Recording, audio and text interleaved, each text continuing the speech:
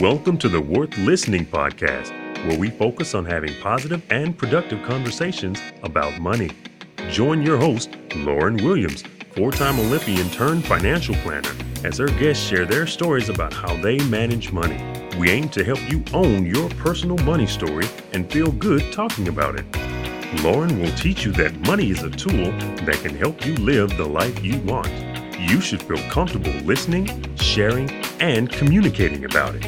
And now, here's your host, Lauren Williams. I'm super excited about today's guest. University of Miami Hall of Fame linebacker and NFL first-round draft pick, DJ Williams is sharing his money memoir.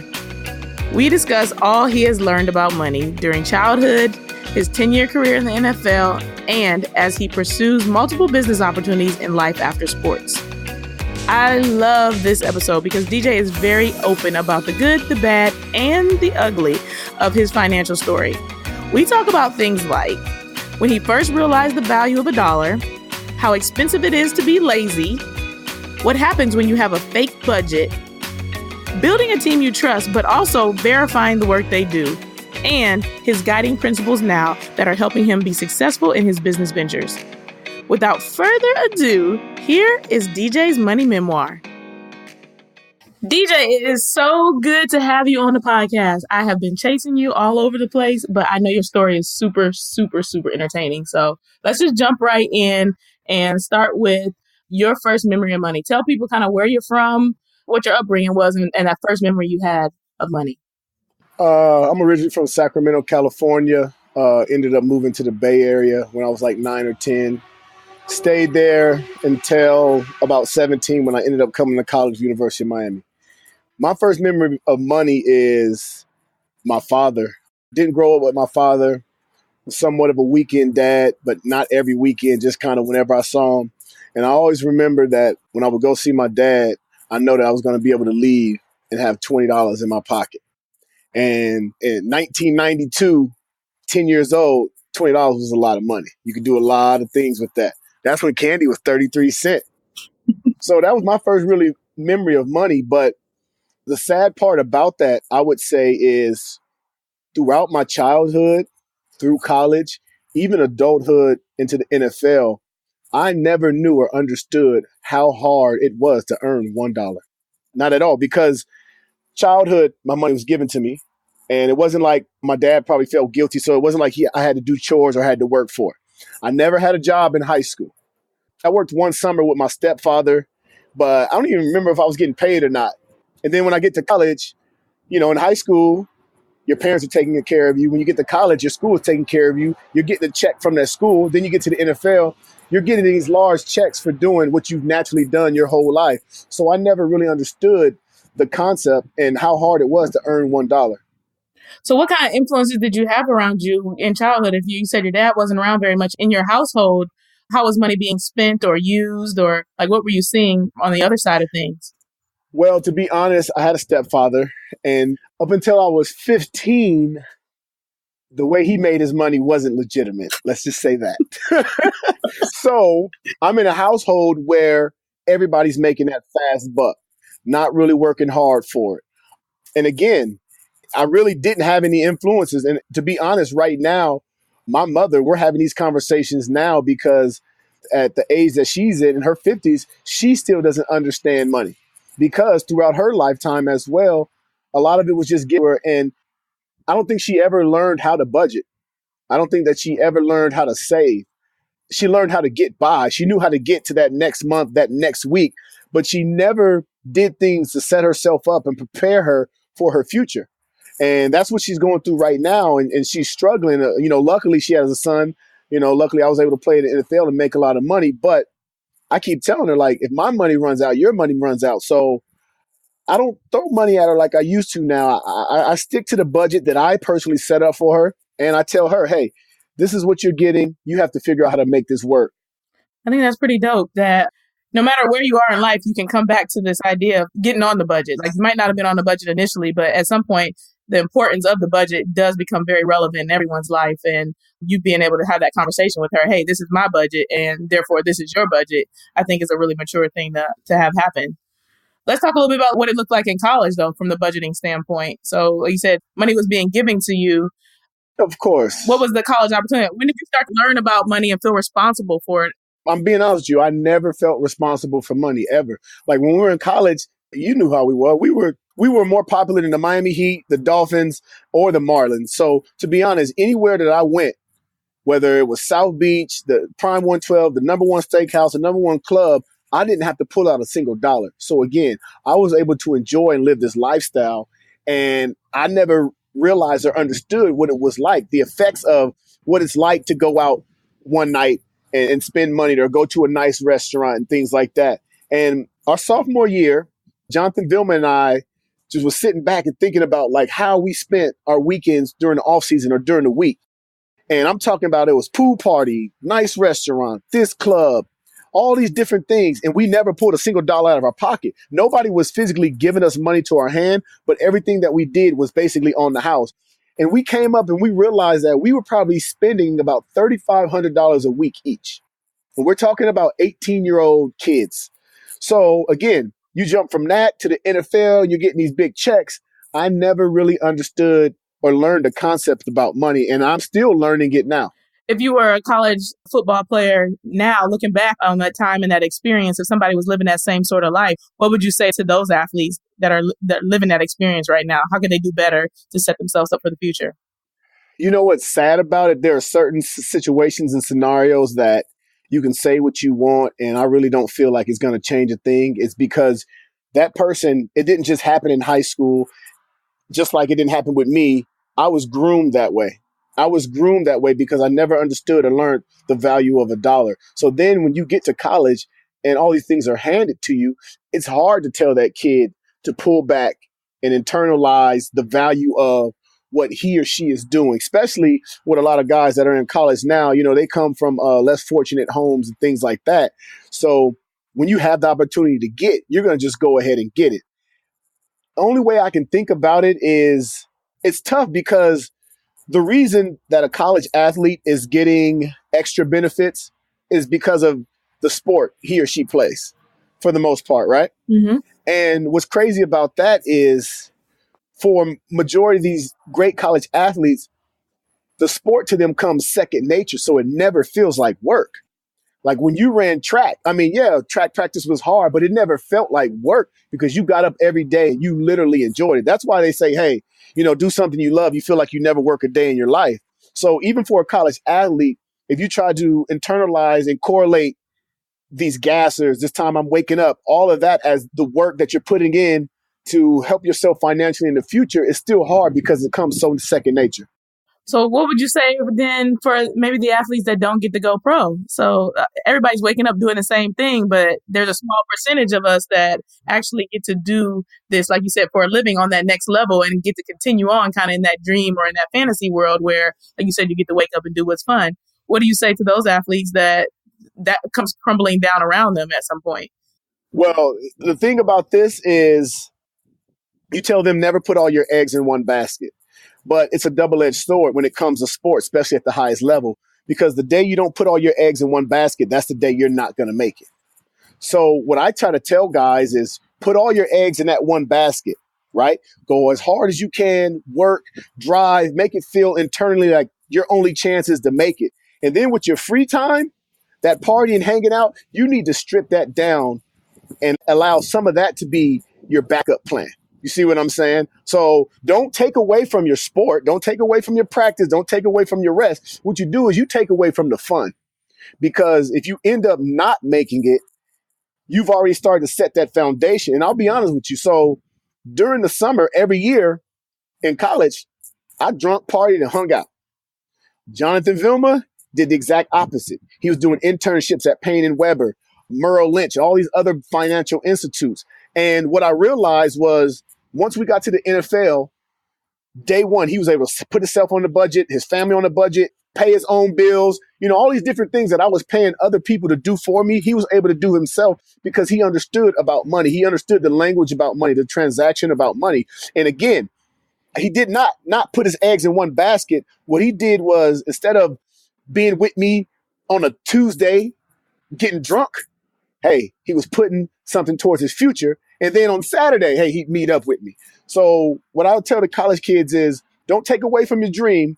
You still got to put in all the hours that you have to with that. What you do is you take away from your fun and your leisure time. If you cut that in half and in the summertime, you do an internship for 1 or 2 weeks.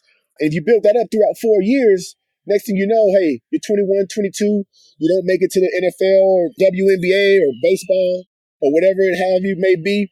Well, what you have is you have 4 years of education and relationships that you've built with these different organizations and institutions that you've worked with. And then that seamless transition into career life will be much easier. And I think that's really good advice to pull it back a little bit. Like you said, sacrifice in this area. It's young, we're college, just have fun. Like, it's like have some fun, but also get some education. So what was it like with you and Jonathan then? Like you said, you saw him going off to study and you would continue to go and party. That's somebody that's close to you in life and you had a good example of what to do right. What would you say is the thing that other people could be doing to corral their teammates to say like, hey, like reel it in a little bit because we all got to have some education for this future? You know what? I'll be honest. If Jonathan one of these weekends asked me, hey, I'm about to go do this weekend, come check it out with me, I would have went. And probably just going one time and sitting down and hearing people talk, businessmen talk, being around them, it probably would have influenced me to go back even more. Even to this day now, Jonathan's into a million things when it comes to business. And some things I don't want to be a part of. Some things I am interested in. Some things that I'm curious about it, but I know I don't understand. What I've asked him now, I say, hey, next time you go sit and meet with these guys, can I come and just sit and listen? I don't have to be a part of the meeting, but I just like to be in the room and just to see and get the feel and get that feel around about what it's about money, transaction, and business. Because when people think about deals and money, it's not just numbers. A lot of that has to do with relationships. Majority of the deals that get closed in this business world get closed on the golf course. Probably the most important lesson that I learned about money was from a guy that you know, but you would never expect it, Nevin Shapiro. So Nevin Shapiro was the second biggest Ponzi scheme in South Florida. He stole over close to $1 billion from people. He was a booster for the University of Miami, ended up getting close in with the students, and he was donating classrooms to the school, meeting rooms, all these different things, perks to all the athletes. And we all thought it was legitimate during this whole time. And so during that time, I was around Nevin and I hung out with Nevin. And one thing that I realized that when you're at the top of your class in your profession or your organization, there's not a difference between you and the top other 4 people. The difference is your relationship. And I noticed that and I saw that. So when guys would come in town to do deals with Nevin, oh man, he'd lay out the red carpet. They would send in an associate, this guy that's going to come in once a quarter or twice a year. He knows he's going to come to Miami. He's going to have a great time. So when he goes back with his boss and he decided to choose, hey, do I go with Lauren? Do I go with Nevin? Do I go with DJ? He sits back and he thinks, okay, Lauren, Nevin, DJ, as far as their infrastructure, it's all the same. Are they both hard workers? Yes. Are they credible? Yes. What else is it? It's building that personal relationship with those people. Hey, he was a criminal. The things he were doing were wrong. But I learned that what makes or breaks a deal is a good steak and a beer a lot of times, because that's what it was. It was entertaining because whether they ended up going with Nevin's company, my company, or your company, we can all do the same thing. But it's what is that relationship like? And to be honest, that was probably one of the number one lessons and one of the first real lessons I learned about money. And so even now, when I get involved with a group or organization or go business wise, I understand, hey, the numbers have to be correct. You have to do your job. Okay, but now what is it outside of that that separates you from that next company? I think you bring up a really good point about, yes, the numbers have to be correct, but there's also this aspect of relationships. But how do you go about figuring out the people that are the right people in the room and understanding that the numbers are correct? Well, you have to do your due diligence. I can only compare it to when I decided to choose my agent. Coming out from college, I had a lot of agents coming at me. And everybody probably knows Drew Rosenhaus. He's the number one agent in South Florida. He has numerous clients. But what I didn't like about him was I'd leave a meeting with him for 20, 30 minutes, and I had no idea what the hell he's talking about. I ended up choosing this guy named Tony Fleming. The reason I chose Tony Fleming was because He knew that agent talk, but he also could break it down to me in layman terms. You also have to educate them, especially when it comes to athletes. A lot of people don't know this. I just started a new business with my business partner, and I told him, I said, when you say a phrase, when you say a word, educate them, break it down in layman terms. So we would have a conversation, and he would just say 3P&L. Because it's second nature to him. It's like saying corner blitz to a corner. But I said, hey, this guy sitting across the table from you, he hasn't been in the classroom. He doesn't know it like you. So then I say, hey, 3P&L is a third-party logistics, basically the company that handles customer service and shipment from product to customer, right? And then there you go. So with me, it's be around people that you understand. When you leave the conversation, you understand it. And not only that, they're trying to educate you. And if they see that you don't understand something, it all happens to us. When somebody says something, you kind of give them that, okay, you keep nodding for 20 seconds. You ain't said nothing back. You don't know what I'm talking about, do you? You know what I mean? Now, if somebody says that to you and then they're willing to inform you, that's the person you want to go with. Listen, big words, all these crazy formulas and all that shit. No, throw that out the window, because behind all of that, it's smoke and mirrors, man. Yeah, let's pause right there with that 20-second nod that you're talking about. And usually that 20-second nod is like, I don't want to tell them I don't know what the hell he's talking about. But so if they call you out on it, you're happy to say, yeah, could you break it down for me? Can you talk about like the mental space that people need to be in to kind of overcome that, humble yourself and say, hey, slow down, stop for me, instead of letting them go on? Here's what it is. Your money's on the line. Your livelihood is on the line. So you sit there and nod if you want to and smile. I guarantee you, if he gets you for 100 racks, you ain't going to be nodding and smiling. And that's the way you got to think about it. Every time you approach somebody, and I'll be honest with you, I was that person that nodded and smiled. I was that nodded and smiled in meetings and this and that. And it got to the point to where I had some deals that went wrong. People took advantage of me. And once that happened, I realized, listen, I'm giving you $100,000. I can ask you 100 questions right now if I want to. I could wake up at 5 a.m, ask you another 100. And then on Tuesday, I can ask you another 100. Let a week go by, ask you another 100. I'm giving, you know what I mean? That's how you have to be. And a lot of the times is if you come across as that person from the get-go and from the beginning, if they're on some scams, some shady stuff, they ain't going to want to do business with you. They want to do business with people that say, oh, okay, yeah, okay, here it is. Go there. That don't do their due diligence or check in. Now, if you're that person, every little thing inside a business plan that doesn't look right, you ask a question about it. If they can't answer it right out the gate, that's a sign as well. I think that is really good advice right there. All right, let's go back to, because we just kind of talked about your agent a little bit, what that college experience to college to pro was like. So tell us a little bit about how it goes from, I'm in college, I have this opportunity to go to NFL draft.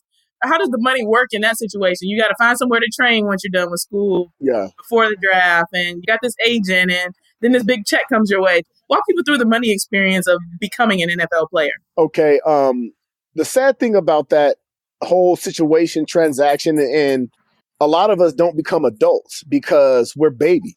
In high school, who took care of you? Your mama. In college, where you getting your money, your food from? A room and board, your university. Now, when you go to the NFL, you get this big check. Who's paying all your bills?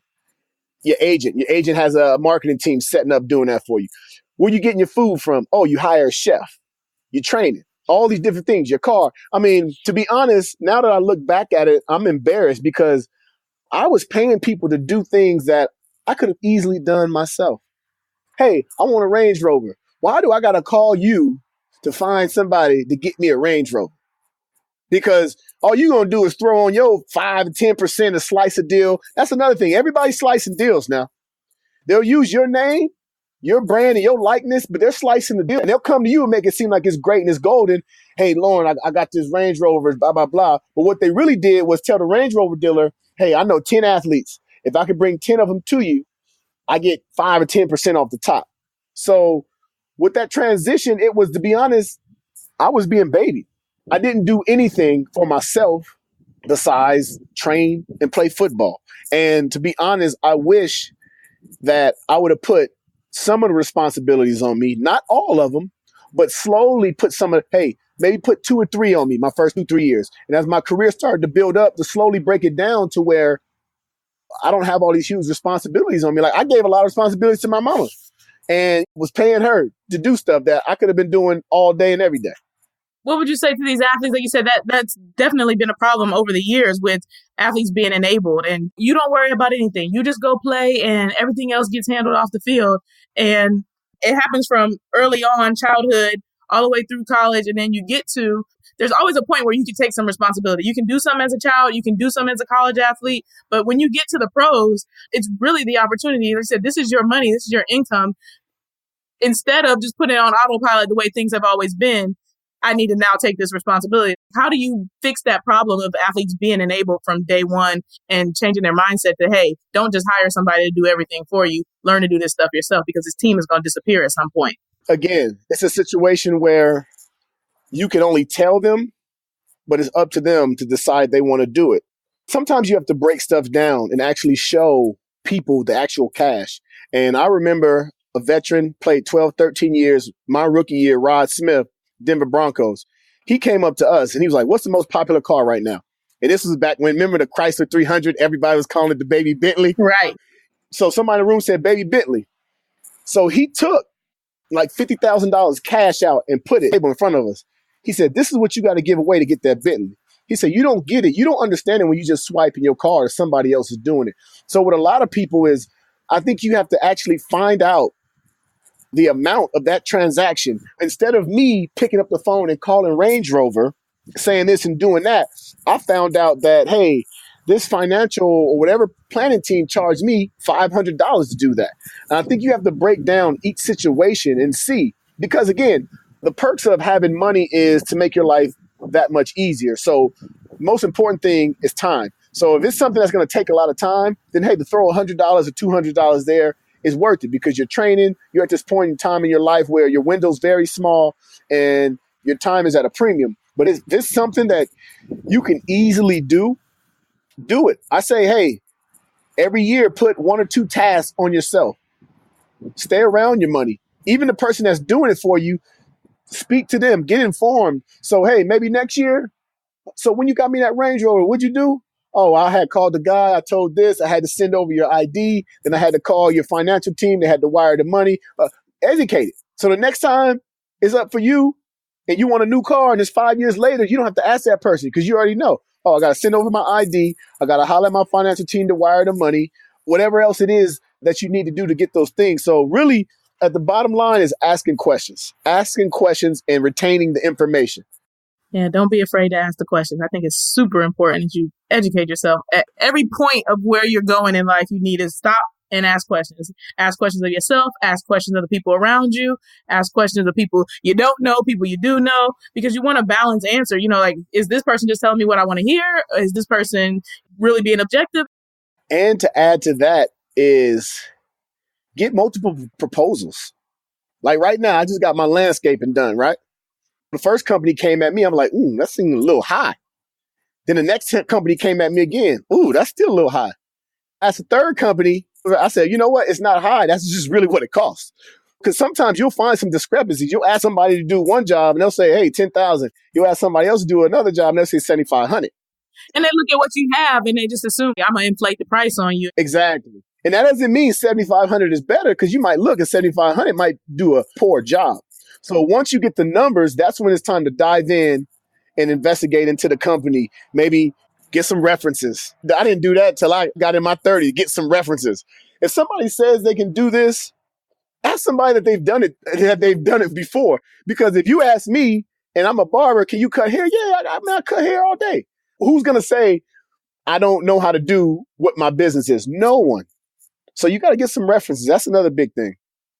All right. So let's roll back a little bit to going pro, getting that first big paycheck, also getting your financial team in order.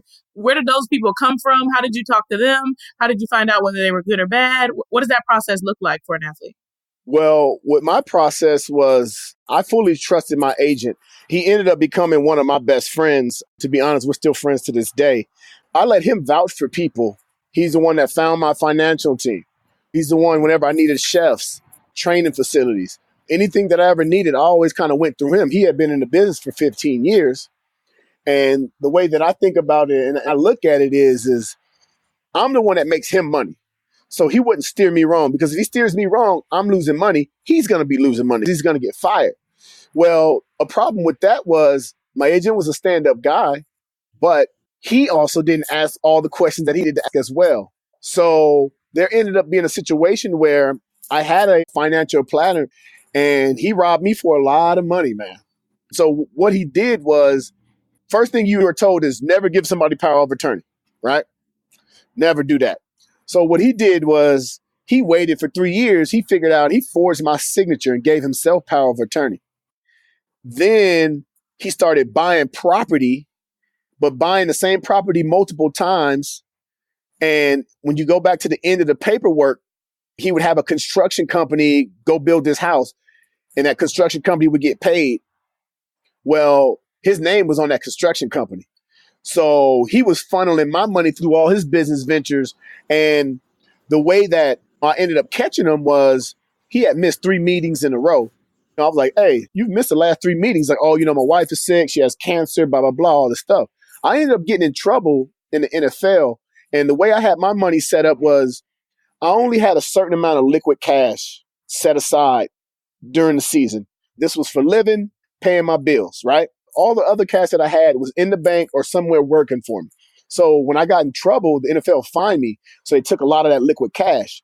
So then what happened was I needed to make some of these investments liquid. And when I did, that's when he got missing. And then that's when I ended up finding out, like, this ain't right. So when it comes to choosing your team, even though if you know somebody, you trust somebody, you still, at the end of the day, you have to ask questions. And to be honest, I don't know, maybe it's a gut feeling, something that you feel, but if you feel something bad or negative or something's going wrong, it is. And I'll be honest with you.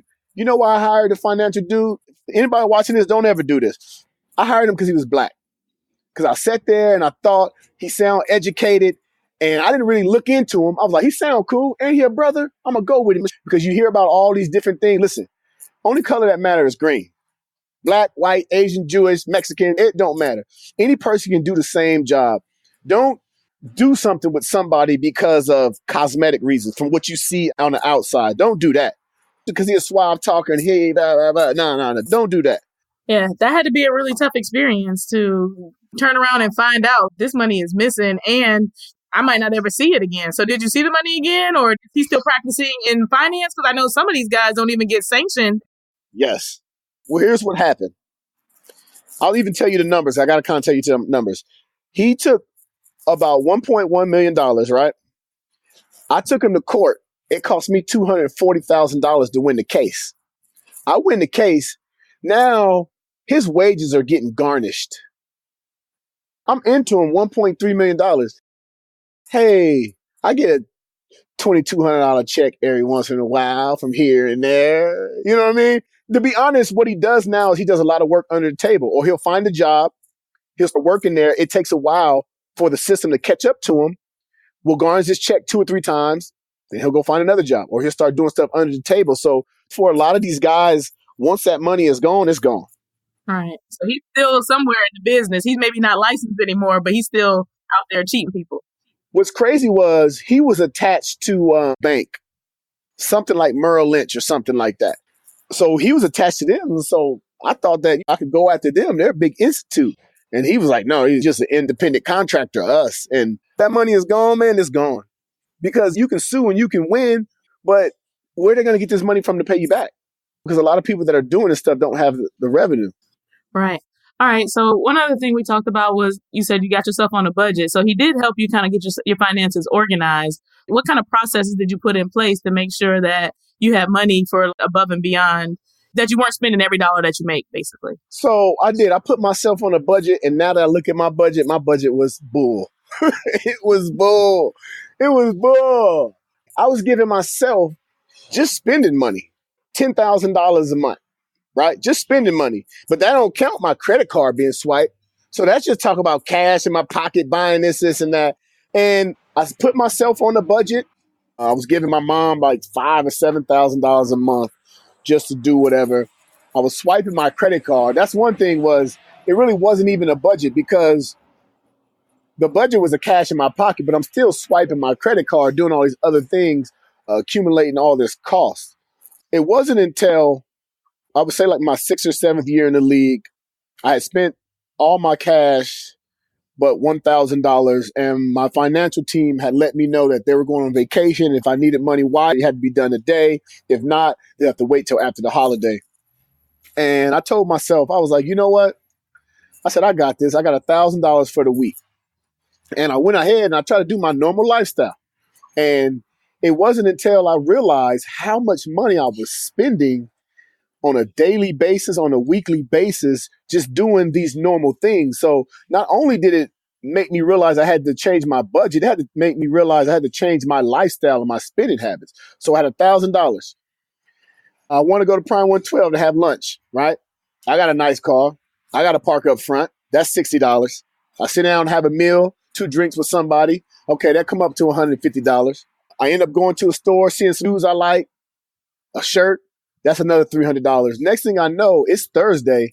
I got like $200 left.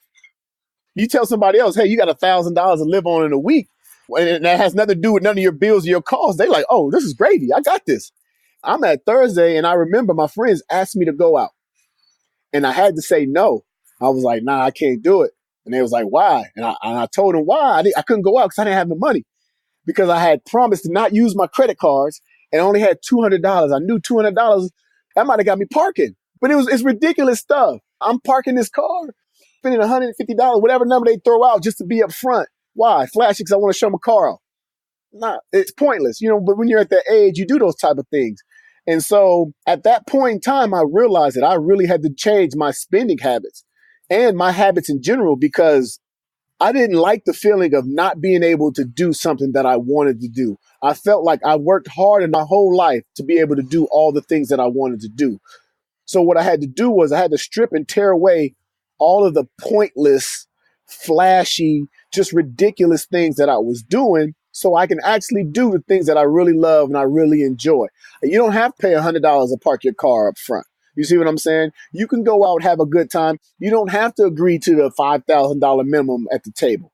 All these different things that I loved and I enjoyed to do, I was always getting upcharged because I wanted that access. I wanted that make me feel good when I come in. Everybody know, yo, shout out DJ Williams, club, all that dumb stuff that was pointless. And I realized that I don't care what job I do. Unless I won a lottery, there was no way I was going to be able to keep up with this lifestyle. So what I had to do is I had to reevaluate and look at it. I had to break my budget down, make it more realistic, forecast it for 15, 20 years after the NFL. Not only that, really think about all these things that I spent money on. And do you really love them? Why are you doing this? I used to have a thing for watches and glasses.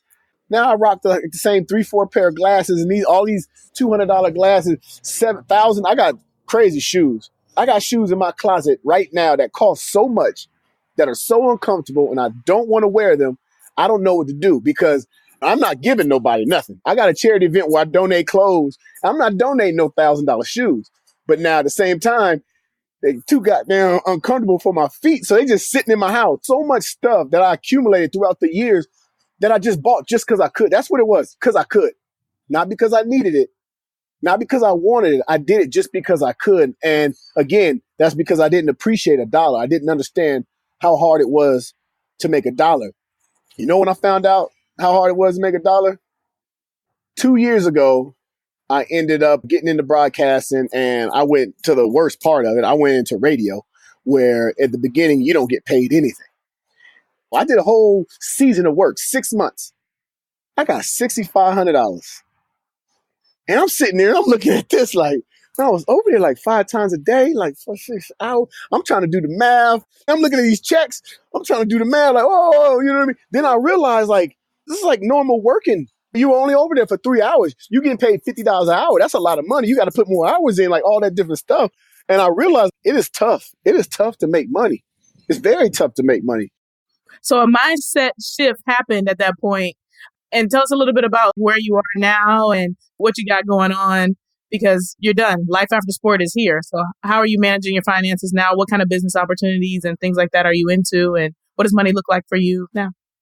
The biggest thing for me is I have 2 children now. I have to plan not only for my future, will I be able to live for the next 50, 60 years? It's also planning for their future.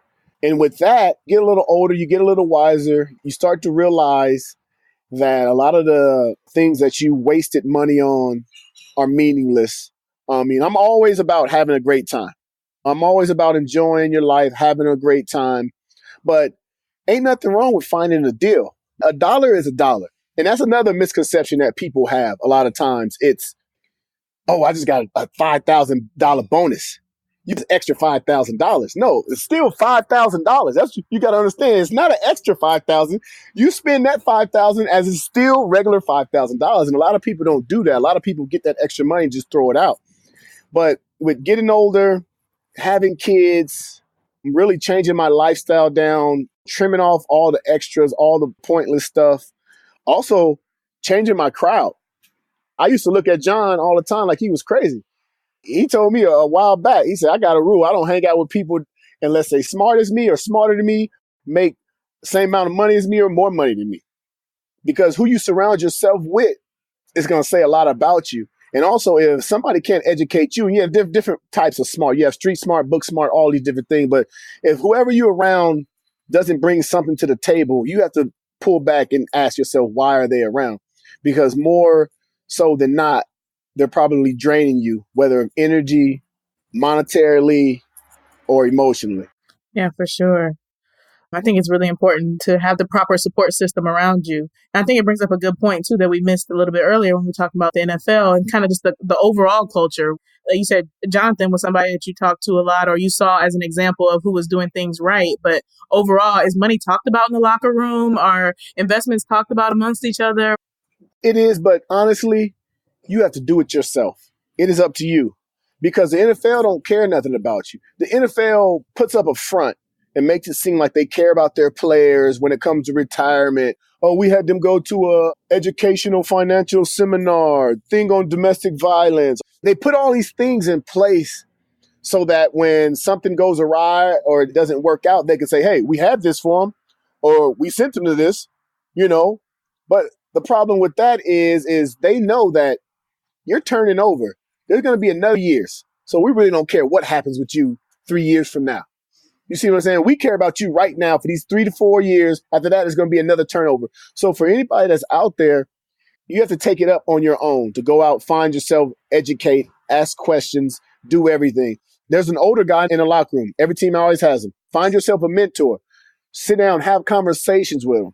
You're in the locker room playing video games all day, playing cards. You can play video games and play cards, but sit down and play with somebody that is in their 30s, been in the league 10 years, has a family, has multiple businesses. Ask them questions about their business. Ask them questions about their financial advisors because this guy was you 10 years prior. And trust me, he's been through everything that you're going to go through. And that conversation could help you out a lot. So you are that guy now. I'm that guy. You've been in the league for a minute. You're happy to help any NFL player that's come in and has questions for you. Yeah. You know what I've learned about myself is that I know what I'm good at and I know what I'm not good at. In all my businesses and all my companies, what I've done is I surrounded myself with a great team. Just like in football, you're not going to ask Tom Brady. You saw what happened when he tried to catch a football, right? Last Super Bowl, he dropped that. I'm not going to ask Tom Brady to run wide receiver routes. I'm going to have Tom Brady do what Tom Brady does. So in my businesses, I put myself in a position to do what I do well, and then I build my team. And everybody that's a part of my team, hey, this is what you do well. This is what I'm going to have you do. This is what you do well. I'm going to have you do this. That's what I've really done. Take some time and walk us through some of those businesses. Like you said, you're done with sport now. You had, I know Brother Jimmy's was a restaurant. Yeah. The first business I got into was Brother Jimmy's. Failed. Wasn't right. Me, Jonathan Vilma, John Beeson, we all got into Brother Jimmy's. And we didn't do our due diligence on two things. We didn't know the demographics of Miami, South Florida. And the guy that we got into business with, we didn't do our due diligence on him. He was an older rich man that already had these restaurants established, wanted to have one in Miami, so he wanted to come down here, hang out and party. Well, the problem was he was coming down here, hanging out and partying on our dime and our money. The second reason it wasn't successful was we tried to change the culture in South Florida. We tried to come in here and just throw barbecue into everybody's face. It's 80% Latin America. The rest of it is European. And we tried to really change the culture. So that business ended up failing. What we ended up opening was Pincho Factory. It was an established brand out here. It's like Latin American skewers. It's quick in and out, not a lot of overhead, and people already knew the brand. So the community took to that. It was seamless. Now, to try to come and change the culture, it was too much. And then again, our business partner, the guy that we got involved with, he wasn't really down here to make money. He was down here to have fun in the sun and hang out. I also have my own clothing line, Dyme Lyfe. I've been through it for 7 years. I was about to quit it 3 years ago. I got into the apparel business. I didn't know anything. Throughout the time, I got taken advantage of a lot. Again, because I didn't ask the questions.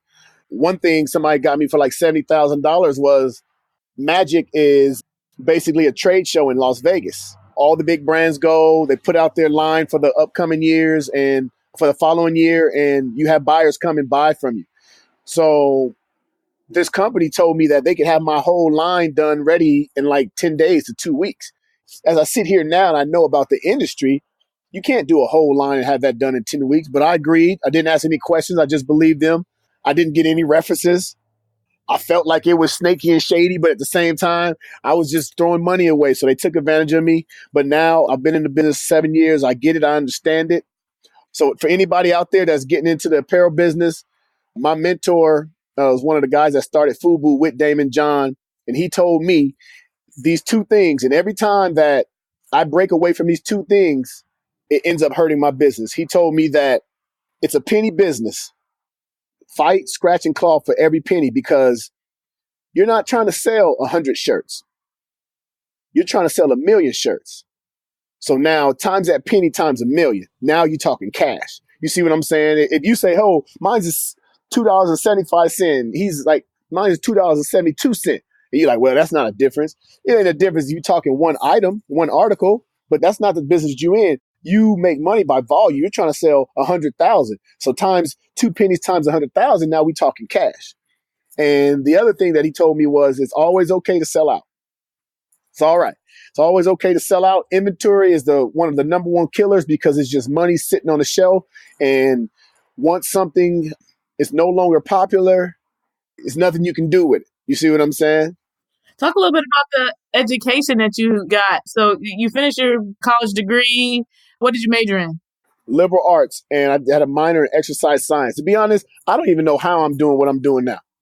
I never in my life would have thought that I'd be in the clothing industry. And honestly, I got educated on the streets. I got out there, I did the work, I took my lumps, good days, bad days, but the whole time I stayed resilient. And one thing that I did was I never made the same mistake twice. Now I can read people like this in this business. Again, I don't know everything about this business and I'm still learning, but I do know when something's not right, when it sounds kind of shady and it just doesn't add up. And again, keep asking questions, keep digging for the questions, because if you send a presentation to me, a deck or a proposal, or we sit down and we have lunch, you tell me what your business is. If I can't take that information from you and go tell my friend exactly what your business is, I don't understand it. So everybody should try to do that. When somebody gives you a business proposal, some information, and tell you what they're going to do, ask all the questions inside and out. If you can't take that and go and basically do a presentation to somebody else and they understand you, then you don't know what you're talking about. And I've learned that, and I do that now. I'll sit down, I'll have lunch. Somebody will sit there and tell me about their business and their idea and how they're going to go there and get about it, this and that. And I'll ask all the questions, and then I'll go and try to explain it to one of my friends. And what's crazy is sometimes they'll understand a lot, but not understand certain parts. And then if I can't answer that certain part, that means I don't understand that certain part as well. So then it allows you to go back and ask more questions. I think that's a really important point, is this idea that it's not about your degree. If so frequently you get somebody, you say, what did you graduate in? And it has nothing to do with that. Education is really about like gathering information, being dedicated to constantly gathering the information and doing something with it. Here's what I tell people when it comes to, hey, I have a degree in this and that. Yeah, it makes sense when you're a doctor or a dentist or something like that. There's only one way to cut this artery. There's only one way to get this out of your body. But when we're talking about business, it's not X's and O's, and it's not just direct numbers, and there's not a formula for everything. Right. What is it? Multiple ways to skin a cat. And that's what it's like about business. And a lot of the time is timing, good product, good customer service, and being hot at the right time, making the right decision at the right time. And once you get hot or things catch on, you always got to have something to back it. Because the worst thing that happens for somebody is they start a business and hey, I'm selling Little Debbie's cakes.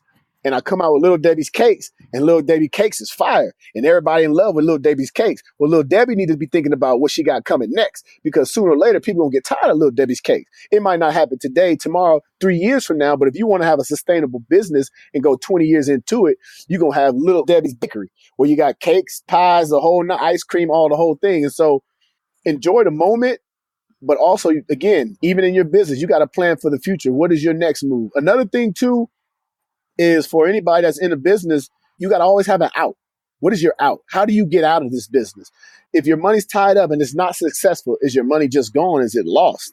Like with me, I'm in the apparel business, so I got a lot of money into inventory. And so I sit here like, what is my out? I know now that I built my brand up enough that I can sell any one of my items for what they actually cost to make. So that is my out. You see what I'm saying? It would suck to, sit there and have hundreds of $1,000s of inventory on shelf and know nobody wants to use it. So you must have outs. I want a little information, just my personal thing. What I've learned on business as well is I've been in 2 app businesses. I've been in 2 restaurant businesses. I've gotten into the business of loaning money, being basically a bank outside of a bank. I'm in the apparel business. I've just started another company to help people build their own brands. I just got into real estate. And one thing that I found that is a money eater is apps. Apps or any business that isn't something tangible that you can't hold, that you don't own something. You see what I'm saying? I've started 2 apps. You throw in all this money into this apps. When that app doesn't work out, say nobody wants to go to djspodcast.com or whatever it may be, but I put $200,000 into it. That's not worth anything. So try to invest in things that you can actually tangible, that can hold. Hey, I bought some property here. You know what? I might not be able to sell it for the ROI that they told me that I was going to. I'll at least be able to sell it back for what I made, or maybe just a little less. Maybe take a little hit, a little loss. So be very wary when you get into certain businesses and it's not tangible. You can't hold it, because when it doesn't work out, you are literally left with nothing. In the restaurant business, okay, you might have a restaurant, try to own the property. So the restaurant doesn't work out, you can sell the land, you can rent the land out, you can manipulate, you can do all these different things. But my personal opinion, stay away from apps, man, because there's a million of them out there. But I don't think people actually sit back and think about how many people there are in this world and how many people have ideas. Somebody will think of something, go ahead and Google it. Because if you're not first to market, or you don't have something proprietary about it, you can have the greatest idea in the world. Somebody that already has the infrastructure set up will come and take your idea and run with it and really make money. I think you dropped a lot of bombshell nuggets on us today. DJ, I thank you so much for being on the show. We're going to wrap up with just kind of like a lightning round, and then you can tell everybody where to find you, what you're working on, all that kind of stuff. So 5 questions for you real quick here. $20 in your pocket right now. What do you spend it on? My family. Yep. Family. Best thing about being an athlete? Being able to compete and show your talent. It's not about the earnings. It's about the actual being on the field, right? Mm-hmm. Something you do for fun that doesn't cost anything. I tell jokes. I love just getting into joke sessions, sitting there ranking on friends. One thing that I do is I make fun of a lot of people, but I allow a lot of people to make fun of me. I'll never make fun of somebody malicious. If I see their feelings is getting hurt, I'll pull back on them a little bit, but I love to sit down and just go ahead and get at people and get got at by people. And get got. So as long as you dish it out and you can take it. To be honest, I'm like 50,000 0-2. And those 2 times that I lost, I kept a straight face. They didn't know, but then I got home and I was like, oh my God, like he murdered me. Like, ooh, I appreciate it, but I kept that straight face. What I've learned is, and that is, you win the crowd, you win the freedom. You win the crowd, you win the freedom. I like it. All right, most meaningful gift you've ever received. Who was it from and why was it meaningful? I would honestly say friendship / fathership / mentorship from my high school basketball coach, Coach Hansen. The reason that it was really meaningful for me, it made me realize at 13 that somebody that is not your family can actually love you just as much or more than your family. Ooh, I love it. I love it. All right. And last but not least, our final question is to share one thing with us that you would like to improve about your personal finances in the upcoming year. I would like to be more consistent with my game plan.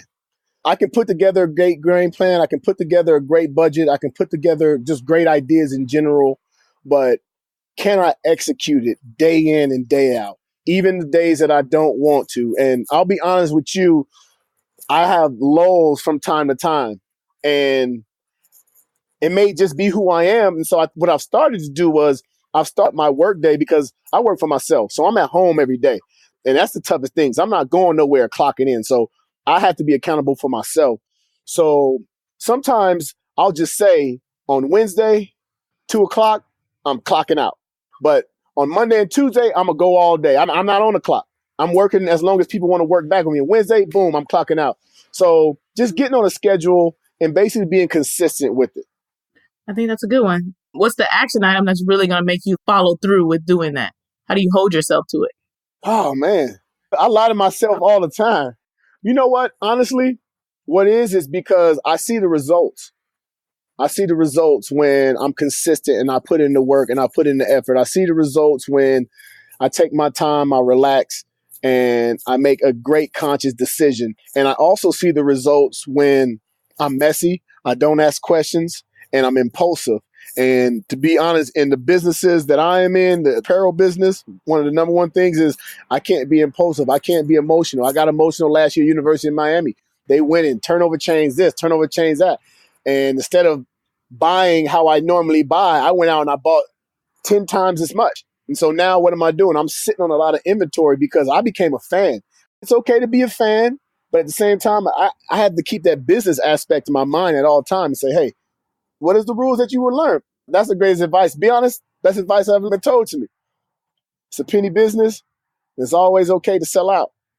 I love it. I love it. All right, DJ, tell us how we can support you, where we can find you, what you're working on. This is your time to shine. All right. So right now, Jonathan Vilma and I currently own 2 Pincho factories. One is in Brickell. The other one is opening up soon in North Miami. I have a clothing line, Dyme Lyfe. It's www.dymelyfe.com. I've just started a new business called Player Culture.